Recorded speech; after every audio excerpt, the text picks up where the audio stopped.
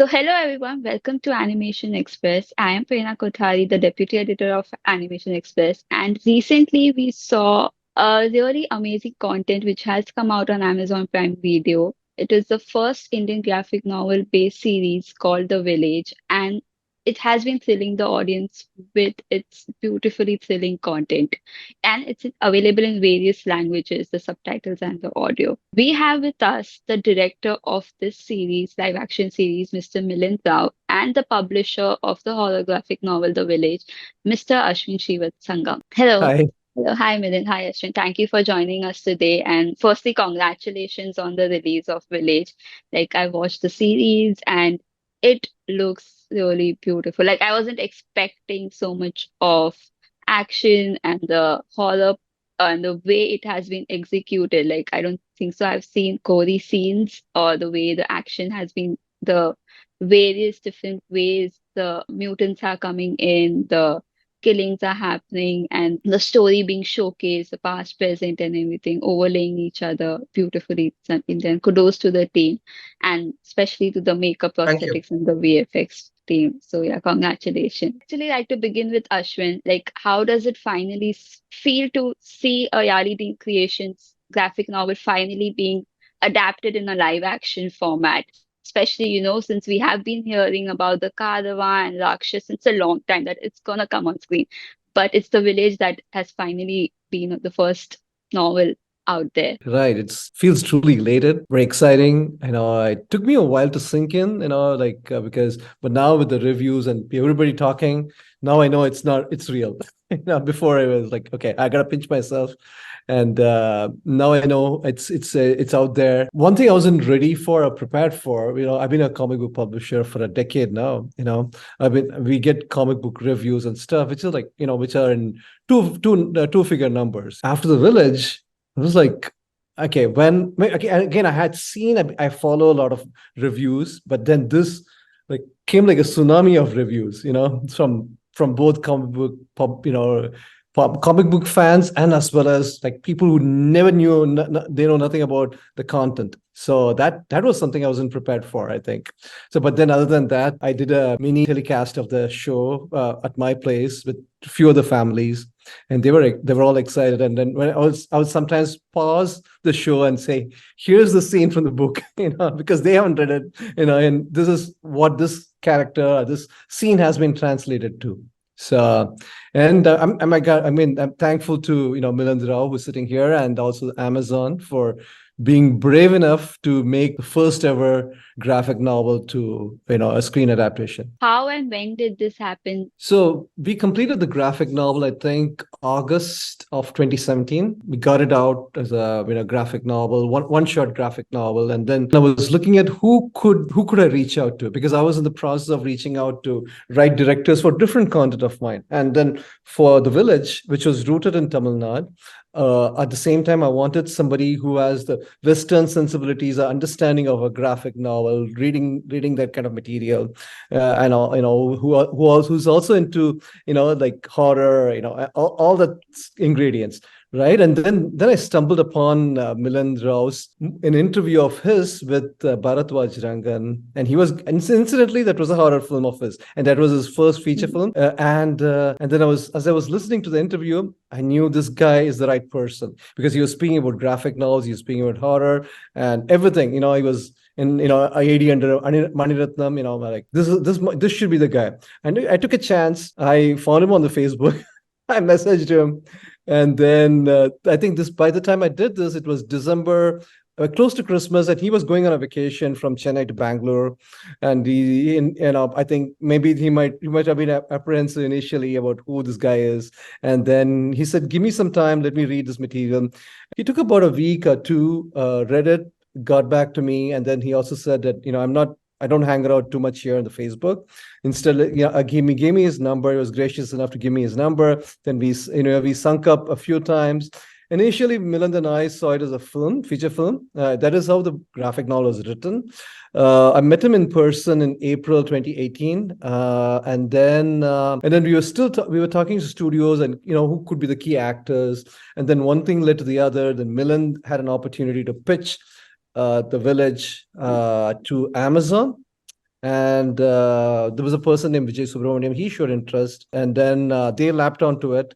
And then all the paperwork and everything started, I think, sometime in late 2018 and went on till 2019.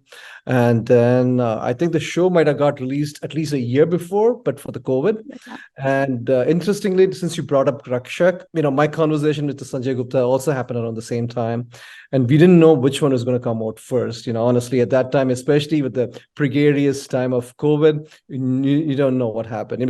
What will happen next, right? So, but then Village was officially the first ever from India to get an adaptation. And Milind, that's what, like, in you had mentioned, as we mentioned, that you guys started talking in 2017 to 2018. So what really attracted you to The Village? I know your genre, you have previously come out with horror, thriller, and romantic films.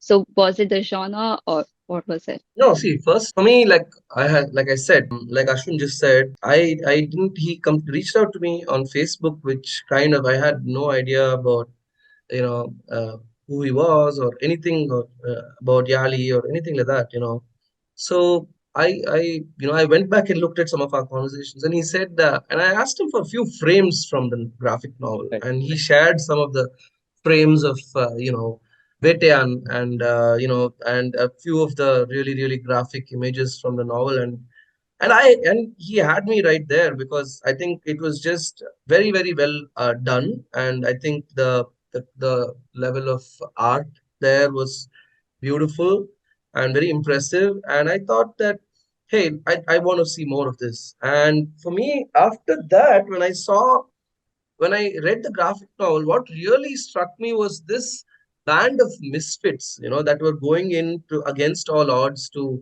save one guy's, family, and that just struck me as very, very different from the usual, hero stories that you see. So it just for me struck me as something that was it was very real. This group of old villagers who were helping this urbanite, this doctor, Gautam, to help search for his family, and in a place where no one ever dares to go anymore. And that itself for me was very intriguing, and it just felt very rooted, that it was set in the heartlands of Tamil Nadu and all of that. Could have been set anywhere. Heartland of India would have worked as well. But the fact that it was set, rooted, not, what we have typically seen of a lot of horror films, including mine. My first horror film was that it is got a lot of Western sensibilities and all of that. But for me, this was rooted in the heartland of India, of Tamil Nadu, and that also made for me a very, very interesting, take on it, that I thought that would resonate with, which would have a very Indian ethos, and yet be very, something that would really, really appeal to a lot of large audiences, because at the core of it, like I said, it's a very emotional story. I think about a man searching for his family, so his family that he's lost, and his wife and daughter. So all of these elements just drew me to it, and I knew that this was something that was going to be very new for the audiences. So hence, pitched it as a series, because I thought that the OTT space was something that could be great for telling a story like this, which was pushing the boundaries. And we have seen series like this in the West a lot, which have been very, very successful. I mean, to name a few, something like The Walking Dead and Last of Us and things like that. But we haven't really done that something on those lines here. So I thought then that the OTT space, and I think Amazon had the vision to understand what we were trying to do, and like Ashwin said, Vijay Subramaniam and Aparna Purohit, who were the head of Amazon, India. I mean, they really got our. I made a pitch deck and pitched it as a Hmm. series with a kind of mood board as to laying out how we would want to approach the story and all of that as a series and all that. And I think they understood what, and they really believed in our vision and believed in what we were, the story we were trying to tell. And then it all started moving from there. It all started happening from there. So, So it, before The Village, have you ever read, are you a graphic novel fan, or do you read comic books, or were you ever into that space? So the village had a reprint, that Ashwin just did, and I kind of did a forward for that because Ashwin, requested me to, and and in that I've just said that I've grown up literally reading comics all my life, and every type of comic, from manga to the World War II comics, the Commando comics that were there, to Tinkle, to Indrajal, to Asterix, Tintin, graphic novels like Frank Miller's work, and Alan Moore, and all of that stuff. So from Watchmen to 30 Days of Night, and the Strain graphic novels. So I love that medium, and I think it's beautiful art, and it's like, I think it's so visual, and it's so inspiring for a filmmaker to, I think, read that, because you get like, I mean, just the way they do action, and they do all of that stuff in graphic novels. It's like each frame is like a storyboard, and it's such a visual medium and all of that. So I've always loved it. I've loved the storytelling of it. I've loved the art of it, and all of that. And so that was another main reason I thought that, hey, why isn't it being done? And this has never been done before in India. And so I thought, let's, why not? Let's just we should try to set this up, and hopefully with this out now, the village out, we can probably, because that's a whole new set of like IP and stories that you kind of open the doors to right now, right? That you can tap into, and all of that. And so hopefully more such projects will happen now that the village has come out. Can you like share about the collaborative process between Yali team and you, the graphic novel team, and you guys? Like, how involved were you guys during, probably before the filming of the script, or how closely did you work to maintain the essence of the source material? We got the IP. Amazon, purchased the IP of the graphic novel from Yali Dream Creations, and from there on, it was an independent process of development. I had a writer's room wherein that developed the, because uh, it was a 120-page graphic novel, if I'm right, Ashwin. Yeah. Yeah, So it was around, 130, left 140. that Yeah. would 120 to 140. So for a series, we really needed to expand the world and expand the universe of that, and we were very very clear that we didn't want to tamper with the soul of the graphic novel and the essence of the story and all of that. So it was a very independent process of its own, but at the same time, so we didn't really collaborate too much with the creators of the graphic novel, because uh, we wanted to take it in certain different directions to expand the world and all of that. But at the same time, I was very clear as the showrunner, and as a lead writer in the writers' room, that we should not lose the essence of the original story and all of that. Um, so that's why it was, since we didn't want to get influenced too much by, and that's why we didn't kind of collaborate or consult too much with the whole Yali team, creative team in this process. But at the same time, I just made sure that Ashwin was also certainly kept in the loop, and I kept him assured that we wouldn't lose the essence of the story, The the soul. original Yeah. story. Yeah. So Ashwin, That's yeah, sorry, you. Yeah, Ashwin, go ahead. Uh, Sorry, the same question. No, no, yeah, I mean, how much do you think has been translated? Like, were there any specific elements or scenes that you were really particularly excited or curious to see how it's gonna come up, and how much do you think has been justified in the series? Yeah, well, like Milind said, and I'll add a little bit more to it, right? And translation of one medium to another will go through changes. Let's say Village has to become a novel, like a 500-page novel, then it has to go through changes. And initially, when Yali created it, we at Yali created it, we envisioned this to be a movie, because series at that 2017 hadn't like especially Amazon and Netflix, hadn't made any impact in India at that time. And I think Netflix itself was at the inception of, I think Orange is the New Black. Probably that was the only first original that Netflix had at that time. So we didn't have a reference point, and so we definitely saw it as a movie. When we did that, we did it as a 140-page book, 140-page book, and then in terms of the adaptation, I think maybe I would say about 70% of the graphic novel is maybe made into the adaptation. There were new characters introduced. I don't want to spoil it for you. And then also there are also new content that's been added because there needs to be continuity and longevity of the content itself. What could be the season 2? There are a few leads for that. So again, I mean, like as the creator and the publisher of The Village, I see only positives. So I'm truly excited with what has happened and what could open. It's a good Pandora box to open. Nice. So what, and like coming back to Milind, like how different was it to work? You had previously made your feature film, so how different was it working on something of a material that you already had and then come translating it on the screen? It was challenging. What we did was we wrote out, the whole episodic structure, and that was the part of the development phase with Amazon, and we had it all done and greenlit, and it was now moving into production phase. And that's when it actually hit me that, oh my God, now I have to film this, because it's not easy, because it has some unbelievable imagery. The graphic novel has got some, like, really bringing that. When you see it in a comic book, you kind of like buy into it, because if the art is convincing, that's it. You just sold on that, and you kind of like. But when it comes to live action, that's when it's when people start questioning the reality of it. Questioning the reality of it in the sense the world that we are building. The world that we are building.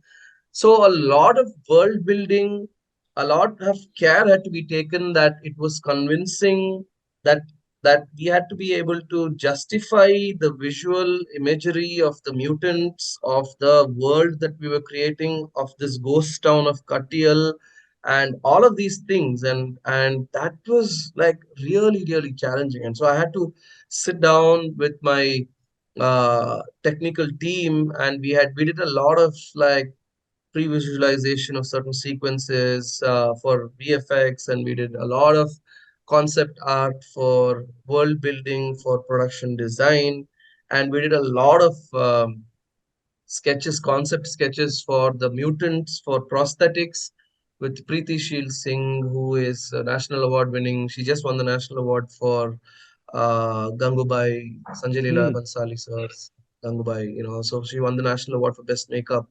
And so I worked with her on The House Next Door, on my previous film as well. So, and so it was just basically sitting down with all of these technical teams and trying to get a sense of how we're going to pull this world off convincingly. And that was the biggest challenge. And how would these mutants move? I mean, in the comics, you can literally do anything, because there are no rules, there's no physics. There's you can show them in any way you want, and as long as the impact is there. And but when you came to live action again, these are mutated human beings, and how would they move, how would they jump, how would they attack, and how would they. So all of these things we had to also work out with the stunt choreographer, and all of these teams had to come together at one point to kind of create finally what you're seeing. So it was I keep telling Ashwin this, that it has been the toughest thing for me that I've ever done. I've worked 20 years in film, with being an AD to Mr. Maniratnam, and finally making movies by on my own and all of that. So but this has seriously been the most challenging project that I've ever worked on, because bringing all of these elements together and making it convincing at the end of the day, and making an audience believe and buy into this world that we were creating. And that was the toughest part. That was certain frames of the comic book have served as excellent storyboards for us, which we have almost retained in terms of I'm talking about the cave where they find Mala. This is not a Mm. spoiler, but I think people Mm. will understand it only when they see the show. And I'm talking about when Peter is killed by Veteyan and all of that. Those kind of frames and all of that were pretty much direct references from the comic book, because they were already quite excellent in terms of the way they had been drawn in the comic book. So there was a lot of reference material, but then we had to go beyond that also, because we were doing now 3D. I mean 3D in the sense live action is Yeah, completely different, because you're seeing things in real time moving, and jumping, and breathing and all of that. So it had to be really convincing, and so it is a mixture of uh, coordination with a lot of prosthetics, VFX, and stunt and production design that yeah. made it all come to life at the end of the day. How did you go about planning? Like, did you involve the VFX and the art direction and the right from the pre-production stage? How much of the pre-visualization was done? What were the techniques you had used for that? Yeah, so I mean, this is not a project you can definitely do, improvise on set at all. This, like, you are creating certain things that really, really need to have clarity on before you go to shoot, and because all of those things need to be prepped, and and have to be ready by the time you go to shoot, and so a lot of it was pre-visualized, like the mutant dog attack sequence was. We did a previous visual effects previs for that, and a lot of the sequences were storyboarded, like the first van attack that happens in the right on top of the show. That was a very, very complicated sequence, which we kind of had to really do a lot of storyboarding was done for that. And see, there's a very unique gore elements in the show, where all of those things needed to be designed, so we needed to have prosthetic elements for all of those things, and then those things also had to be augmented with VFX, when we needed to have head splits, arms, flying Yeah. off, and all of those Yeah. things.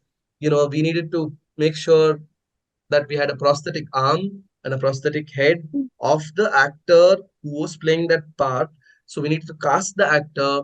He needed to go get a cast of his, whole head that could then be made into a prosthetic double, which then we needed to split, and then that would not be convincing if we didn't finish that off with VFX, so that you have all those elements of, like, we would pull it apart with wires and things like that with the stunt team, and then that those wires would be erased, and we would Yeah, add in that's a a lot good. more elements and things like that. So um, that cannot be just done on the set, so we need to know who was the actor, and a lot of those mutants, that you see are jumping and in the air and all of that and breaking through glasses are actual stunt performers, so we had to closely coordinate with the stunt director, cast those stunt performers who had that body type we wanted, because we classified the mutants into various different types. There was the giant, there was the dwarf, and then there was the Mm. skinny mutants. Mm. And so those skinny mutants needed to have that body type, and they had to be stunt performers. And so those stunt performers had to be selected in the pre-production and sent to Preeti's studio in Bombay, where the full body cast was taken, and then they would kind of make a complete body suit for that, and it would take 4 hours of makeup time for them to get into that body suit with all of that makeup. And those, so even after the end of that, there would be certain joints that you could see in the Mm. suits and all that, which we would touch up in VFX and make sure that certain, the zip in the back sometimes would of the bodysuit would show, and the folds would happen in the bodysuit and all of that. So those things were all which they've done in shows like Stranger Things and Amazing Spider-Man and all that. The Killer Croc bodysuit was a prosthetic bodysuit which they touched up. So a lot of it was touched up in VFX, and that's finally after we all of that was done, is when you would see a mutant, yeah, a mutant creature that would seem seamless to you on screen. But Mm. this is the process that we went through, because we knew that these creatures, these people needed to be human like. So we needed stunt actual performers in those suits, doing those things for them to be convincing, and the more impossible things that they did was like in certain sequences, if you saw, they would just crawl across the walls like Yeah, from horizontally and all up of that. and out. Yeah. Yeah, that was a fully 3D asset that we created, that would in VFX, that would then which is impossible for anybody, any human to do, even if it's a stunt performer. And so those kind of shots, we'd use a 3D asset that was created, a mutant asset that we created in VFX to do it. So it's a blend of all of these things that you finally are seeing in the final frame. And so that needed a lot of prep work. I think we did more prep. We did about 4 months of prep, 4 5 months of prep. But we shot only for 64 days.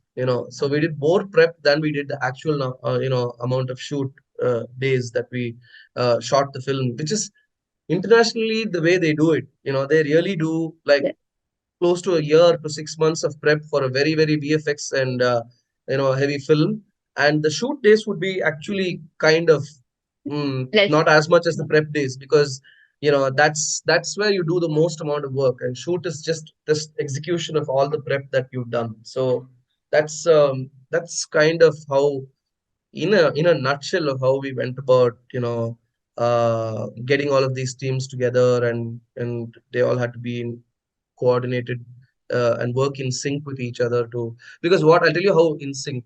What I mean by in sync is the stunt performers had to wear a stunt harness, and the bodysuit needed to kind of fit over these stunt harnesses. So we needed to make sure we wore that the stunt director gave them slim stunt harnesses so that it wouldn't bulge out the bodysuits.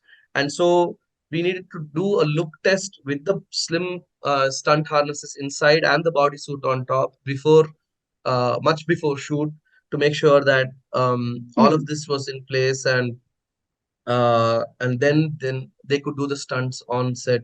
So that and these are all things that you have to think beforehand, because if you land up on set and say, if you just work independently, then the bodysuit will be ready, and then they'll be like, okay, put on your stunt harness, and the suit won't fit anymore, Correct. if we hadn't worked in sync with that, with the teams. And so all the teams had to know what the other teams were doing. The prosthetic head that was being created for the driver and how it was going to be split needed to be discussed with the stunt director, because he needed to know to how to pull those things apart with his ropes, so that it would all then kind of look convincing, which we could then finish up in VFX.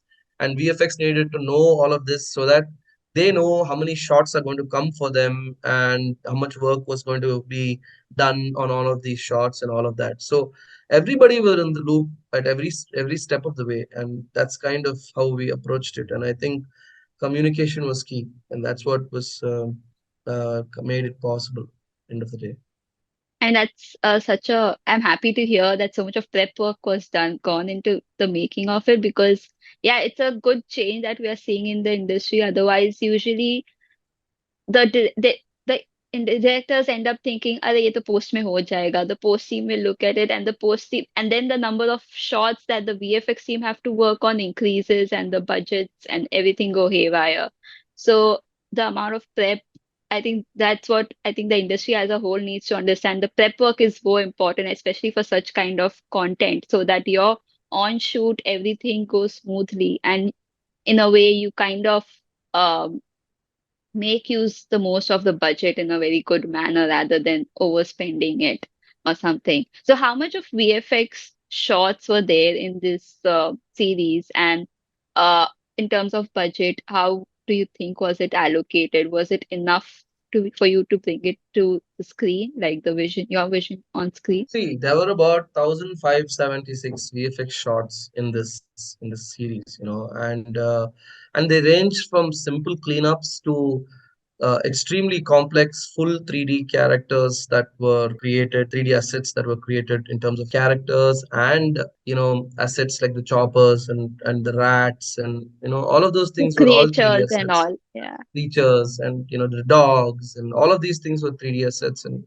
characters that were created. So from simple cleanups to complex 3D characters, it ranged from complexity ranged from simple to high level complexity in the CG thing. And I think of the overall budget, we had about like around 15% of the budget was allocated to VFX, which is quite high, considering that uh, that scale is quite high for any project, where 15% of the budget is allocated towards VFX, and about 5% of that was also allocated to prosthetics, so which is also quite high because not many people do that but this was a special case because this needed it to pull off all of those things convincingly. And was the VFX supervisor there on set during the filming, or Yeah. The VFX supervisor was from Digital Domain.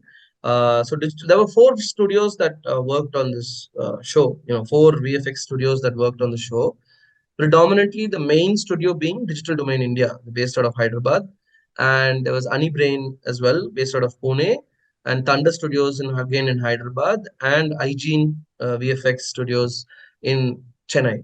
These are the four studios that worked on it, and so again, that was a very complex kind of arrangement where we had to split the work across these four studios because that again was the reason of deadlines that we were working towards, and we needed to complete this huge number of shots. A lot of the shots that you see in the show, you wouldn't even know the VFX, like, so 1576 shots is a huge number, but you wouldn't even realize it because when it comes to things like world building and all that, right? There are certain things that you will never notice, like for example, the whole underground caves that you saw, in the fourth and fifth episode and all that. And those are all sets, so the Mhm. sets are only about 10 to 15, about 13 feet in height. And so, the rest of it was all green screen on above that. And so that whole set had to be finished off as this huge underground subterranean cave, and that had to be extended cave extensions had to be done in VFX and all of that, which nobody will even notice and kind of know that it's even VFX. It's that seamless in that sense. There are the obvious things like the chopper and the dogs and the creatures that you will Mhm. know that are VFX, but there's so much more that you wouldn't even know that it's actually It's part of a lot of the really wide drone shots and all that had in the first opening sequence had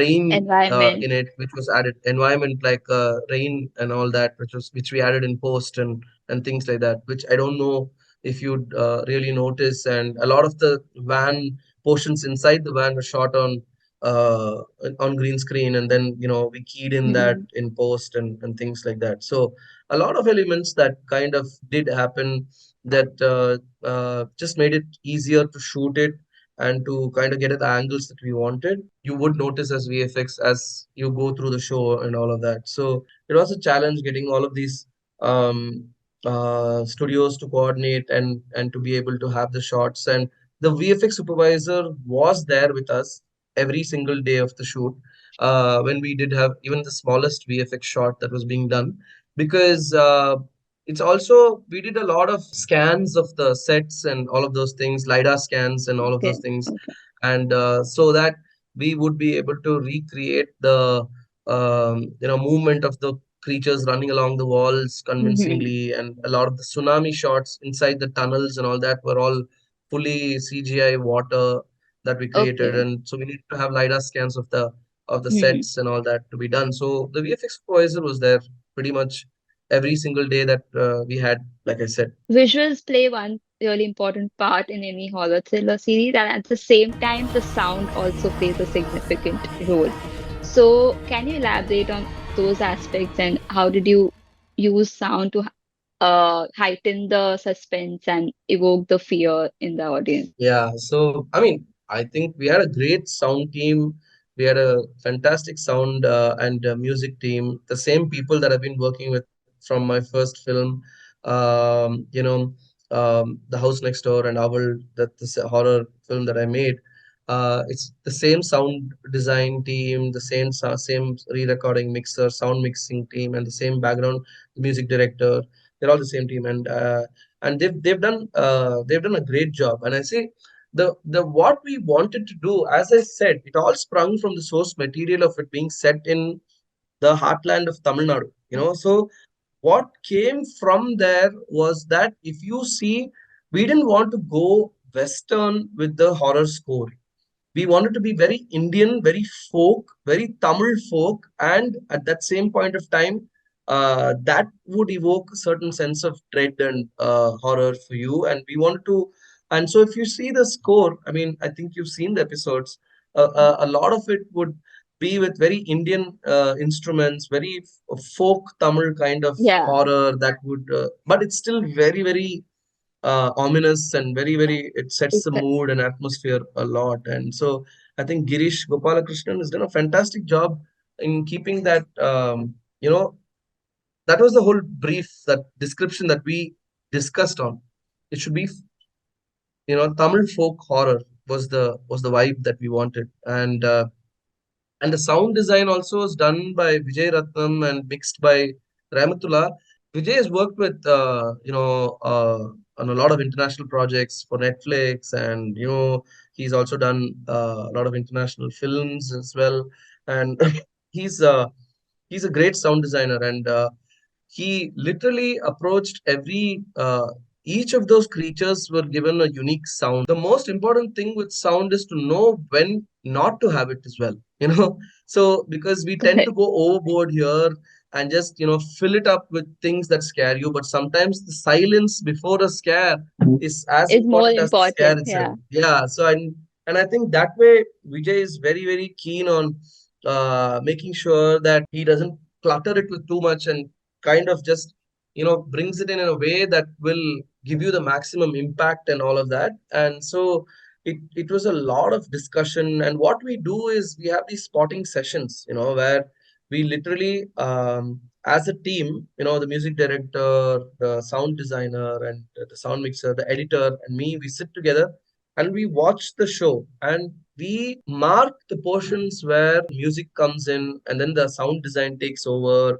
And so you would hear a lot of things where you wouldn't know if it is music or sound design, and they would just kind of blend into each other, because that's the way we kind of sit and have these spotting sessions, and that's the way it's done internationally as Mm. well. And we were very clear that all of the sounds had to be unique and designed for the show. Even the way the Sairaj character, that is the father of the mutants, his character, Mhm. his voice design is kind of, it was the original artist's dubbing voice with a lot of processed elements on it.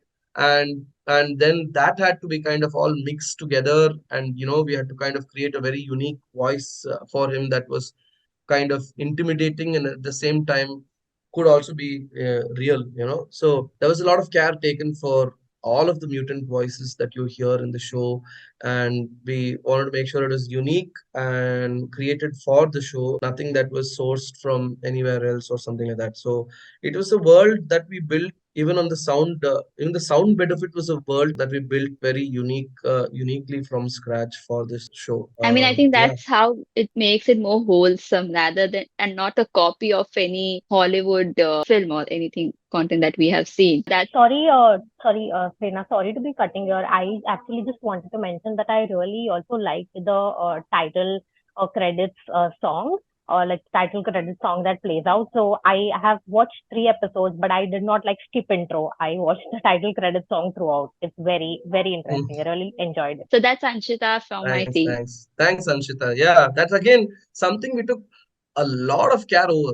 That first of all, Girish came up with this amazingly earwormy, title track that this is one thing that I've heard from across the board, from every single audience, that title track, they, at the end of the day, you just keep humming it and it stays in your mind, is what everybody has told me, from my friends to family to people I don't even know who've seen it for the first time. and that title track is something that stays with them. And that, along with the imagery of, we wanted to kind of have an imagery of all the things that you're kind of going to see in the show. And it was, we worked on it conceptually, and we wanted to kind of have that as a juxtaposition of religious superstition versus science. That Mhm. was the concept of the title visuals that we wanted, and also the locations of where the show is going to happen. That's kind of where we conceptually started off with the title track, and finally ended up with what you're seeing. And that track was just amazing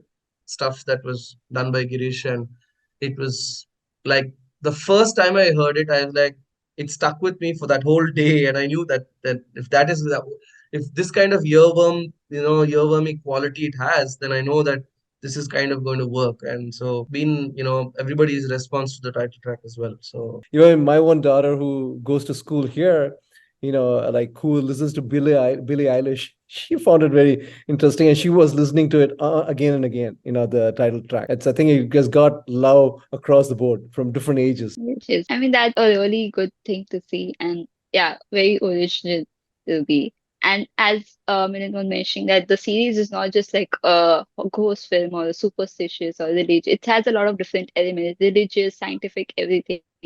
So, as this is for both of you as creators, what do you what did you hope for the audience to take away from the village after experiencing the series? Like, because there seems to be many underlying messages throughout the series.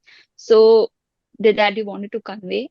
So, yeah, can you share some insights about it? There are many elements to it, right? There is an element of haves and have-nots. The original graphic novel had a casteism between it, but I think it in the representation that Milind and Amazon has, it makes more sense. That is one element. Then there is the angle of superstition in one end, and then there is science. But then it goes to show is everybody is a great character. So there's no like one note antagonist or one note hero. Like probably, of course, the lead actor was completely, he just got caught up with it with his family. So but that's one. And also it's more circumstantial, right? It's like whether it's Vetayan or any character, even the Prakash, right? It's his upbringing. He had daddy issues, which leads him to what he becomes. Like more like like what is shown in the big screen, like Animal, right? When dad father son relationship gone wrong. So I think there are many takeaways. I think these are a few I can think of on top of my head. Yeah, it's about nicely designed gray characters is what I see. I agree with Ashwin's point. My thing is, all these are there, all these layers are there for you to take away if you want to. But end of the day, it's just this visceral kind of roller coaster ride that we wanted to take you through, and just wanted you to have a great time just watching this unbelievable world that we wanted to create, wanted everybody to experience. And so I think more than the messaging, which is there is a layer of all of that messaging that Ashwin mentioned. We don't want you to think too much about that. More than that, I think we just want you to experience the show as something that really you've not seen before on Indian screens, and go through the ride of what the show takes you in terms of emotions, visuals, hard hitting, action and gore, and all of that gore is done not just for the sake of being gratuitous or things like that. It all serves the purpose of, at that point of time, showcasing what these people are capable of, and what is the threat that you face when you are stuck with them, and thereby telling you how much of trouble or danger the protagonists are in. And so I think it's just that experience which is basically what our intent was. And everything else, while it is there for you to look at as another layer, is something that I think is just I think makes the story more layered and interesting. And in terms of the audience response, like I've seen a lot of positive response to it as well. Like if I watch the trailer on YouTube, the comment sections are filled with people raving about how it's been done, and it's like a never seen. It's a really bold attempt, but done by especially coming from a Tamil film industry, like industry. And but at the same time, we also see the negative reviews as well. Like people are not used to watching such kind of content. They are saying there's plot holes or something or the other. So what are your thoughts about it? We live in a world where everything out there, it's up for debate, and social media, in the guise of social media, everybody is a keyboard warrior. And when I see it with even comic book, just we post a comic book panel, there are a lot of feedback, a lot of interpretations, which are probably not something we even thought about, and so that is a bit of negativity in everything I see. But I'm somebody who's I'm an optimist, so I take the positives. Yeah. So you know what I like. What I like is that it's evoked a conversation. Mm-hmm. Good or bad, it's not gone unnoticed. There's 20 million, close to 20 million views of the trailer, like you mentioned, on YouTube. Which in a span of a month, which is kind of Yeah. huge for I was across the board amazed to for. see it. Yeah, I Yeah, wasn't and so expecting such numbers. that Yeah. this is something that can't just be with. We made this as an original Tamil language show, and you cannot just have 20 million views with just a Tamil audience. It means it's transcended, which means it's kind of like reached people across the country, and I'm saying that it is evoking a reaction. Good or bad, it is evoking a reaction. It's evoking a conversation, and I think that's a good thing. That's a good thing. And I'm saying that um, definitely we do know that it's not something that maybe you know everybody will kind of like, because there are people who love uh, love stories, but there are people who can't stand love stories as well. It's the same with horror. It's the same with any genre. If you're looking at it sheerly across numbers and all of those things, that there it has been from the week of its release, it's been in the top 10 OTT originals across platforms in the country, and it still is as we speak. So I think that it's transcended from just being a Tamil show to a national level show, that I think, and we are seeing a lot of reviews on YouTube coming in from Kannada, from Telugu, from Malayalam, and Hindi, and of course Tamil, which is the original language it was Mm. made in, which shows that there won't be reviews unless the reviewers are trying to reach an audience that is watching it, right? So otherwise, those language reviewers wouldn't be putting out reviews in those languages, which means that the, this is a this is a story that has reached to all of these people in all of these languages, which is, I think, um, what we set out to do. And I think Amazon is very happy about that as well. And I'm happy it's evoking extreme strong reactions from Yeah. people. Yeah. And in the comments, I also read like a lot of people have mentioned that it's coming from a graphic novel, The Village. So I think there are most of the graphic novel fans who are commenting, and even those who are not, they are getting aware. The awareness is being built about it. So Ashwin, did you see how has the response been for the graphic novel post the release of The Village? Like, are you seeing a spike in the demand of it, or yeah? So the spike in the physical copy demand was high when the series was announced in April of 2022, officially announced with I think, a 10-second teaser. And with the impending release of the series, like the teaser and the trailer, I saw a spike in digital consumption. I saw suddenly like 2000% I mean, we're also present in the like Google Reads and places like that, Google Books, and I saw a huge number, a jump in the number. So physical, I think, I mean, I'm not present in the Comic Cons, but I think I see good numbers. I hear from people who are at the booth, the Ali's booth, that there is curiosity. We are just covered 2 Comic Cons, and there are 3 more to go. We got Hyderabad, Chennai, and also Mumbai coming up. So I have hopefully my it's copy. yeah, right. I have my physical copy here. So I think my intent is also to bring Milind Rau to come and speak at Chennai Comic Con in Feb 2024. So we want to keep the conversation going. Milind, any challenging sequence that you would like to talk about? Like anything that's close to your heart, that's been close to your heart during the filming? Yeah, see, now that there's a lot of action which is challenging, okay? But beyond all of that, the most challenging sequence was in the fifth episode, the emotional sequence in the Blue Cave. That happens when Shaktivel, sees his daughter Mala again, and that was for me more than all of the action and the set pieces and all of that. you know that was a scene that was the most challenging, because not only was it a very very emotional scene, but there were a lot of elements that also kind of visually was difficult to stage. Like that character Mala was in the middle of a rock, in the middle of the water, and she has no arms and legs. Absolutely. So we had to kind of have her arms and legs in green stockings, which we finally erased in post.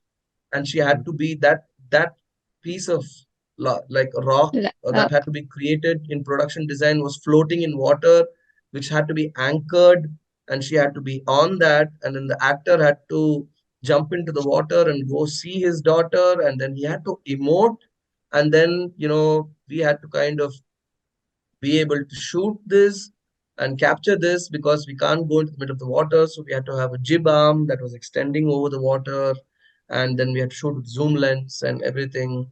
And also we needed to, it was a combination of four actors with Arya and Naren and Karunagam and Sairaj, and every one of them had different emotions, because Shaktivel and Karunagam, it was their daughter and daughter-in-law, and they had to really break down. Sairaj was laughing his head off at the depravity of his act, and Arya was like a shocked, innocent bystander. And so those completely different emotions on each of those characters, and the way we had to score that scene in music, in every department, it was a challenge. Even in post, the way we had to dub it, the way we had to score it, the way we had to just keep in sound design, just the sound of the flames in the background and just the slosh of the water, and let the emotion take over, and so much of sensitivity in the mixing of the sound.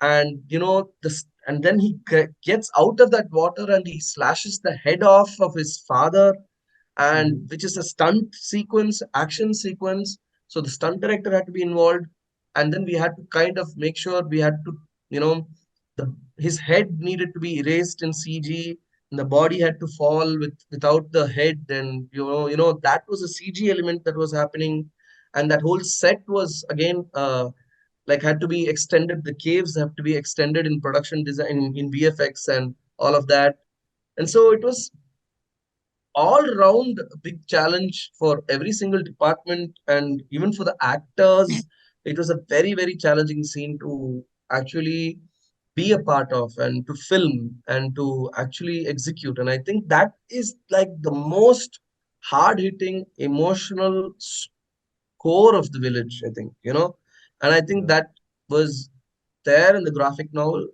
and bringing that to life and convincingly that I'm sorry for the spoilers. Anybody who hasn't watched the show yet has to kind of now at this point go watch the fifth episode and then come back and watch this. But when a father has to kill, his own daughter, how does he bring himself to do that? How does you had to make sure that you had to bring that in convincingly and be able to pull that off.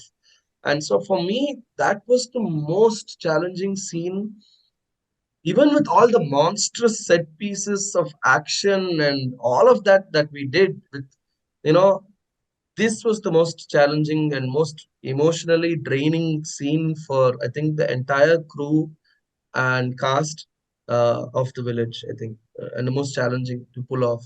And at the end of the day, I think we've done uh, some justice to it. It looks like all hands on the deck for this All hands particular. on deck for that. All hands on deck needed to be there for that scene. Right. I felt that was the most poignant scene in the entire, series. If there is, like in terms of emotional beat, that was the, with that act, Naren's performance, I think that was the peak. Even that girl, Girl's emotion also outstanding was, actor. Her name yeah. is Dharini, and the girl who played Mala. she was in a prosthetic suit in the middle of that stone, in the middle of water, and she had to lie there for hours together as Hours. we Yeah. filmed the scene. And that was just, and that prosthetic suit was outstanding work again by Preeti, where you had to know. And a lot of people have told me that they've noticed that you have to know the history of this, Mm. what has been done to this Mala character just by looking at Mm. at the prosthetic suit, that the stomach and Mhm. what she's gone through and all of that stuff. And I think that level of detail has been done on that prosthetic suit also. So again, that is also an element that was, I mean, we saw it from concept design. Like I said, when we greenlit this show into production, I was wondering how the hell are we going to pull this scene off, because it's going to be like so difficult to actually, you can see it as an image in a comic book and it's already a very powerful Mhm. image, but then to see it on live action, how are we even going to kind of be able to pull it off? And that was a big challenge. And I think everybody did a great job, uh, both technically and both, like I said, from the cast and crew. And Arain was outstanding in that scene. Yeah, no, that scene was really heart touching. Like, was like it makes you question, like, was it the right choice? Was it the wrong choice to do that? But then you do manage to convince like why what the it happened, what it happened. So yeah, that's No, it's, this thing. I mean, we were very clear about it happens with consent. It's like even that girl says she's had enough of the pain and Mm. and the thing, and she just tells her own father to, you know, that she wants it to end and all of that. So it was a very sensitive scene and very difficult to stage and pull off convincingly. But uh, I think that was the most challenging. Yeah. And Ashwin, for you, which was your favorite scene?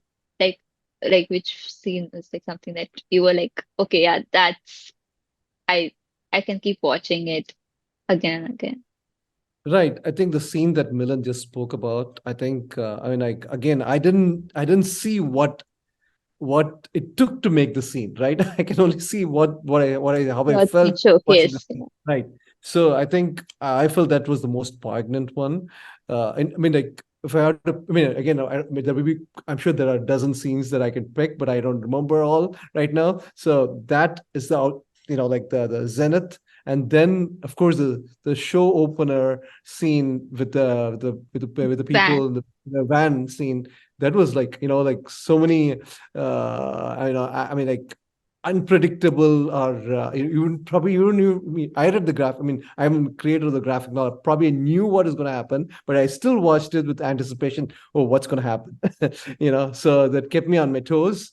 And so that was outstanding piece of action sequence happening there, with including the everything that happens, like the head slicing and everything. So, and then yeah, that those are two scenes I can recollect. And then I'm sure there are like introduction of the Vetayan with his dogs. But I thought that was, uh, although it was slightly different from what is picturesque in the graphic novel, but then the way it was staged was amazing. It looked like a page from Frank Miller's graphic novel, like Sinzo's city. And and that is one. And another scene is which where you see this just the silhouette of the characters, the silhouette of the mutants, which is Oh exactly yeah. like in the graphic novel. I think episode 3, I think. Yeah.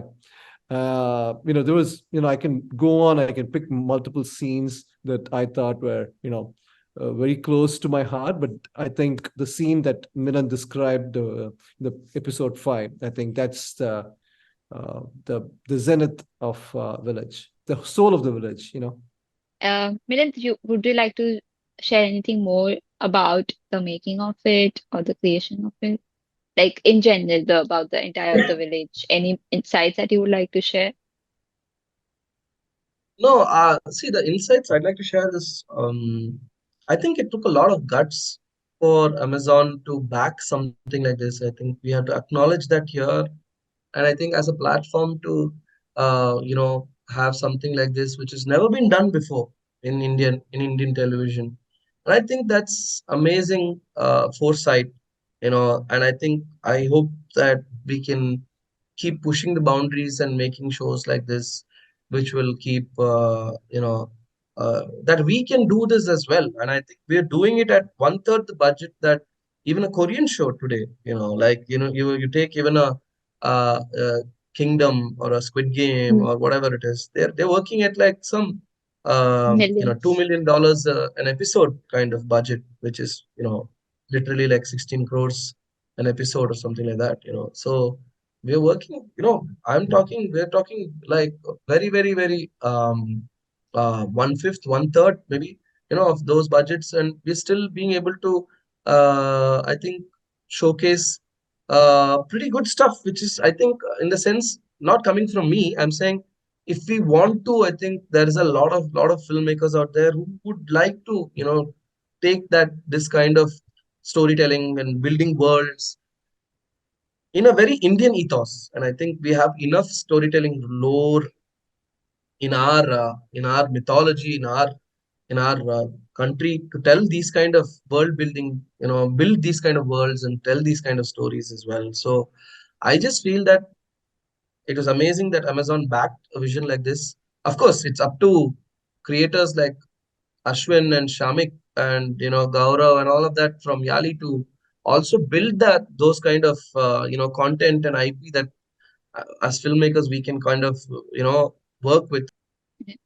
And as Milind was saying, that it's also the graphic novel, the kind of content that you guys, Yali Team Creations, also created, that also helps bringing such content to life. So, Ashwin, what would you like to say? Like, what are the things a comic book writer needs to keep in mind while they want to see their content on the screens, like in live action or animated, whichever format for that matter? That's a good question. So we at Yali, we've been creating content, let's say the caravan or the village or the rakshak.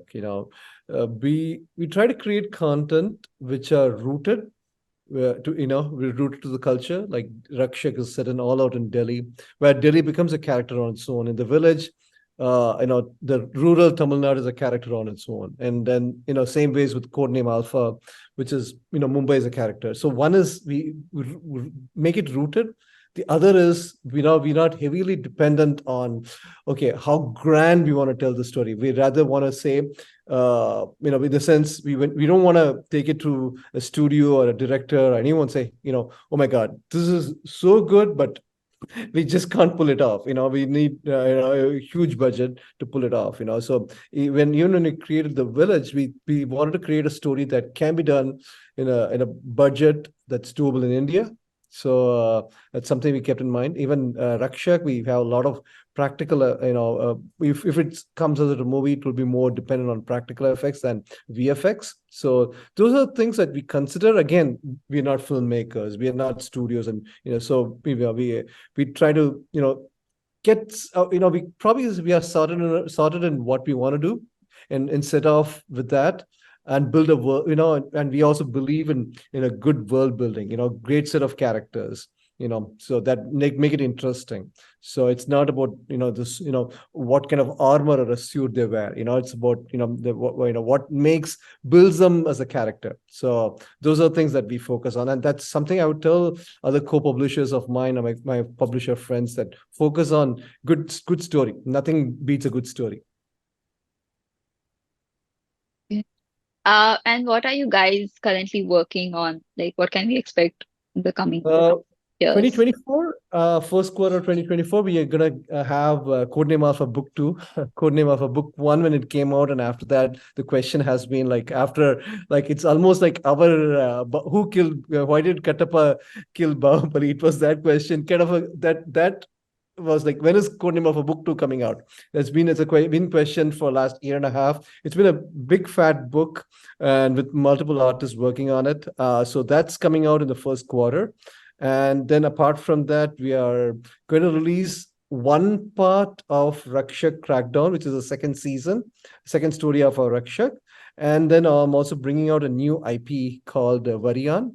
For the first time, I'm setting out to create, this is not the first Tamil content, but this is the first Tamil superhero content that I'm creating, which is based on what if the Cholas had a Batman or something like that. So I take them back 1,000 years, and so we are creating a origin story for that. Amazing. Sounds interesting. So, Okay. And apart from that, we are also doing a horror content called Technicolor Lovers, which is set in Kerala. okay. So a lot of things in the pipeline, I would A say. lot of things in the pipeline. Yeah. Pipeline. Yeah. 2024 could be an interesting year. I think it will be. And Milind, what would you like to say to the budding filmmakers, and what are you also working on right Uh, See, to budding filmmakers, I would just say, just keep making whatever you can. Just there are no limits today. Just wherever you get the opportunity to make a film, however big or however small, just go for it. And the only way you can keep making better films is to just keep making those films. So just uh, who knows? One day you might even get a chance to make a, comic book into a film.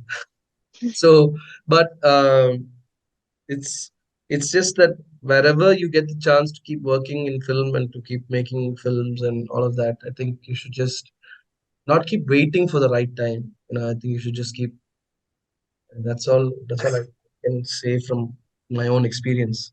you know and as far as what I'm working on next, there are a couple of things that Ashwin and me are discussing, and in some of the projects that he's mentioned as well. So of course that's there, always.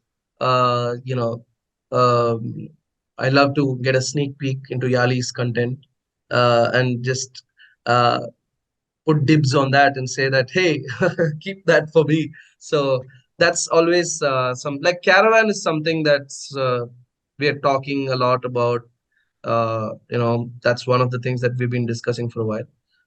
Apart from that, there's a couple of features that I've been working on, feature scripts, because now that you've done the whole OTT space and you just want to do a feature again before diving into season 2 of The Village, which everybody's apparently Yeah, that's asking what I for. was gonna ask you. Yeah, like what are All the people comments and looking all of for? that I'm seeing now that are coming out, everybody's asking for season 2 and all of that. So we do have certain storylines that we have discussed with Amazon as well for season 2. So that's always in the pipeline. But yeah, so this is kind of just the zone that I'm in. And then before that, just want to take a break now that The Village is out. Because it's been a 4-year journey with The Village.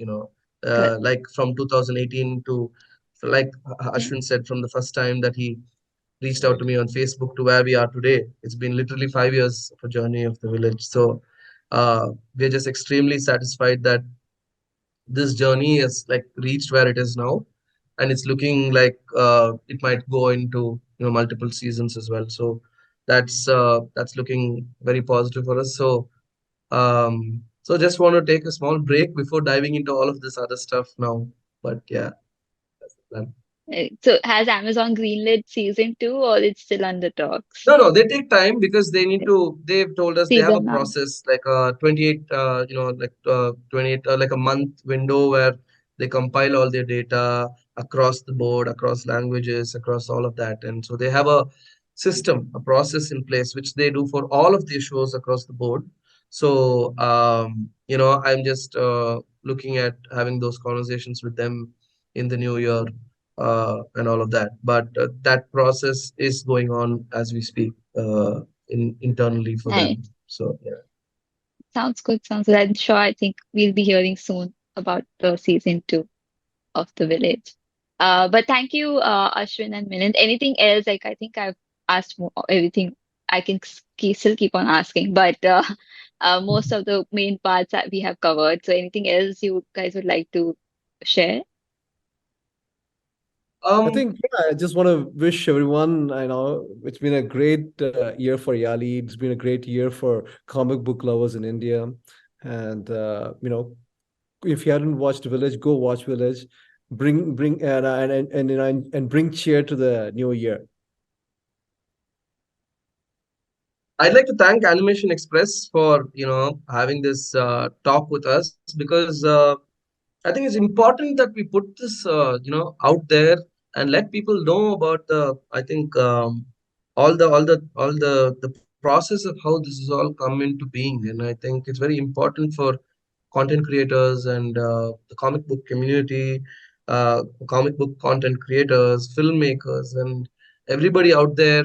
And of course, platforms like Amazon, which are who are already encouraging us so much with putting this out, bringing this vision to life, and all of that.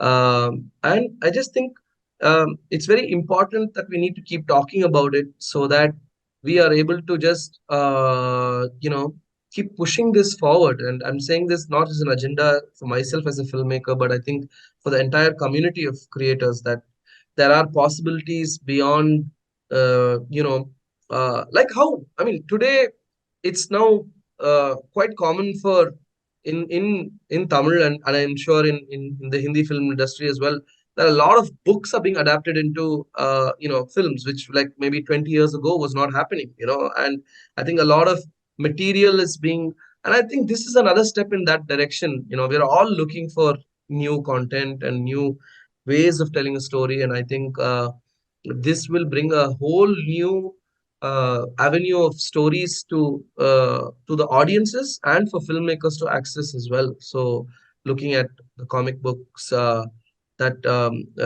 community that's out there, and they're doing a lot of great stuff. um, Even I'm talking about the Indian comic book community as well.